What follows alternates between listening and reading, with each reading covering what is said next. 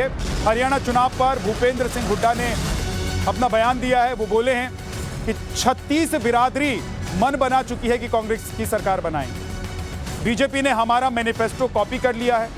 सरकार बनी तो एमएसपी की लीगल गारंटी देंगे। कानूनी गारंटी की बात कर रहे हैं, एमएसपी की। आपको याद होगा कि किसानों ने एमएसपी की लीगल गारंटी को लेकर ही धरना प्रदर्शन किया था और यह धरना प्रदर्शन विरोध बहुत लंबा चला था, जिसके बाद केंद्र सरकार को बैकफुट पर आना पड़ा था। और अब हरियाणा चुनाव से पहले कांग्रेस ये कार्ड खेल रही है एमएसपी वाला का। विधायकों की राय के आधार पर सीएम बनेगा, ये हुड्डा की तरफ से कहा जा रहा है। हरियाणा में चुनाव प्रचार चरम पर है और चुनावी रथ में हम मौजूद हैं और हमारे साथ वो खास शख्सियत जिसके बिना हरियाणा चुनाव या हरियाणा की राजनीति को अधूरा माना जाएगा। भूपेंद्र सिंह हुड्डा हमारे साथ है, पूर्व मुख्यमंत्री हरियाणा की। सबसे पहले शुक्रिया सर टाइम्स नाउ नव भारत से बात करने के लिए। कैसा चल रहा है चुनावी प्रचार आप लोगों का? क्योंकि लगातार मैं देख रही हूँ बैक टू बैक अलग अलग गाँव में आप जा रहे हैं, संबोधित कर रहे हैं और लोगों को कांग्रेस से जुड़ने का या कांग्रेस को वोट करने की अपील कर रहे हैं आप। देखिए, पूरे हरियाणा में घुमा हूं मैं।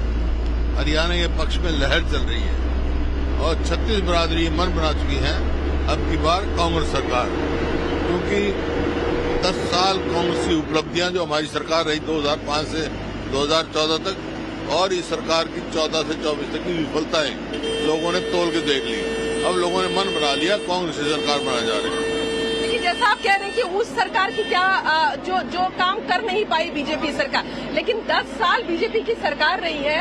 10 सालों में उन्होंने क्या नहीं किया है उसका वो जिक्र कर रहे हैं। वो कह रहे हैं हम आगे ये कर लेंगे और आप लोगों ने 10 साल क्या नहीं किया उसका कह रहे हैं, लेकिन 10 सालों में काम क्या किया ये बीजेपी नहीं बता रही। वो अपनी उपलब्धि कुछ नहीं बता रहे, है ही नहीं। 2014 में जब हमने सरकार छोड़ी उस टाइम हरियाणा प्रति व्यक्ति आय में, निवेश में, कानून व्यवस्था में, नौकरी देने में, खेल और खिलाड़ी में नंबर 1 प्रदेश था पूरे देश में। हालांकि 2% हमारी जनसंख्या है, लेकिन कॉमनवेल्थ के अगर गेम होते तो 38 गोल्ड मेडल में से 22 गोल्ड मेडल हरियाणा के, ओलंपिक्स में से 6 में से 4 हरियाणा के। और ये जो है 14 से 24 जो है, आज मेरे आंकड़े नहीं है, प्लानिंग कमीशन के देख लो आप, सीएमआई के देख लो, आज हरियाणा जो है नंबर 1 हो गया बेरोजगारी में। कानून व्यवस्था चरमरा गई। यहाँ की सोशल प्रोग्रेसिव इंडेक्स केंद्र सरकार का हुआ है, उसमें हरियाणा को असुरक्षित बता रखा है। और खेल और खिलाड़ियों को तो आप देख रहे हैं, हमारी पहलवान बेटियों को अब तक न्याय नहीं मिला। तो लोगों ने तोल लिया है इस सरकार की विफलताएं और हमारी सरकार की उपलब्धि। इनकी उपलब्धि है कुछ नहीं, उसकी तो चर्चा कर नहीं पा रहे।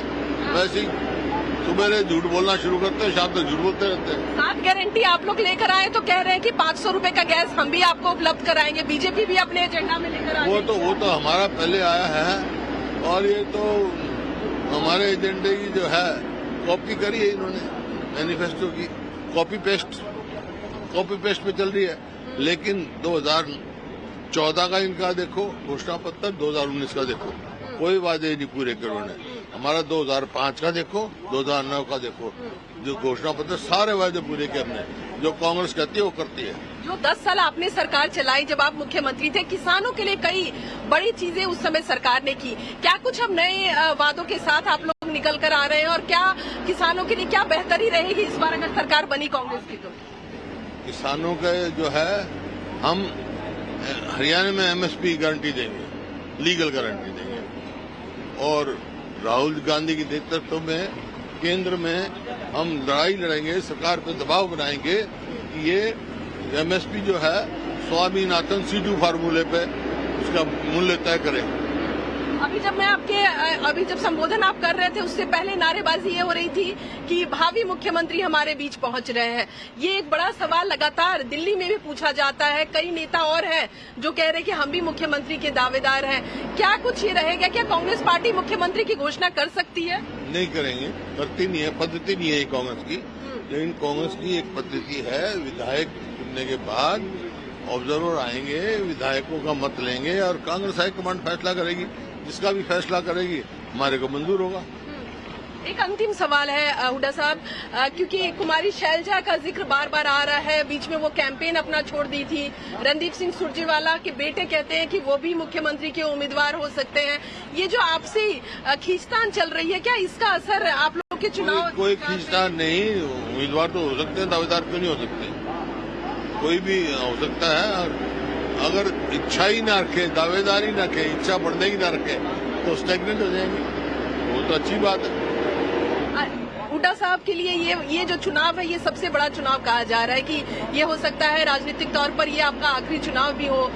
पूरा दमखम आप लगा रहे हैं इस चुनाव में अपना? हर चुनाव में लगाया हमने, इसमें भी लगाएंगे। कितनी उम्मीद, कितनी सीटें ला सकती है कांग्रेस पार्टी? भारी बहुमत से कांग्रेस की सरकार बनने जा रही है।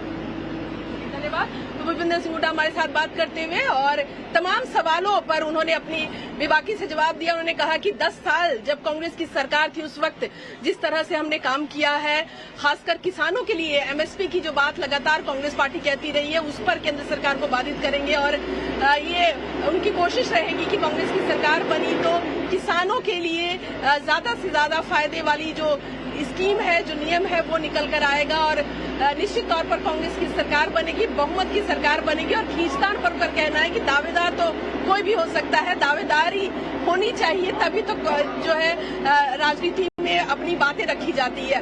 Ranjeeta Jha, Times Now Bharat.